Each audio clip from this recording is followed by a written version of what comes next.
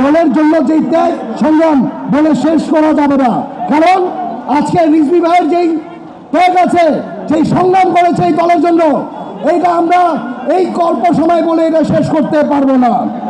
আমি শুধু একটি কথা বলি আপনাদের, আমরা সবাই জানি আমাদের একটি ছাত্র দল নেতা অনেক যখন মারা গিয়েছিল তখন কাঞ্চনে অনেকে ভয় পেয়ে গেছিল, কারণ আমেরিকার সন্ত্রাসী অস্ত্রবাজি তখন চলছিল। এই সময় রিজভী ভাই বলেছিল যে দীপু মরিয়ার বাঁচি, ছাত্র দলের নেতা যখন মারা গিয়েছে আমি এই জানাজায় যাব। ওনার উসিলায় এই জানাজারা হয়েছিল। ওই সময় আমরা রূপগঞ্জবাসী নারায়ণগঞ্জবাসী ওনাকে ধন্যবাদ দিতে পারি নাই। আজকে একটা সুযোগ এসেছে আমাদের ধন্যবাদ দেওয়ার জন্য। এই জন্য আমরা সকলে করতালির মাধ্যমে ওনাকে একবার ধন্যবাদ জানাতে চাই। আমি তারিখটা শুনি না, আমার জন্য বলেন রিজভী ভাইয়ের বই নয়, ছাড়ি না রিজভী ভাইয়ের বই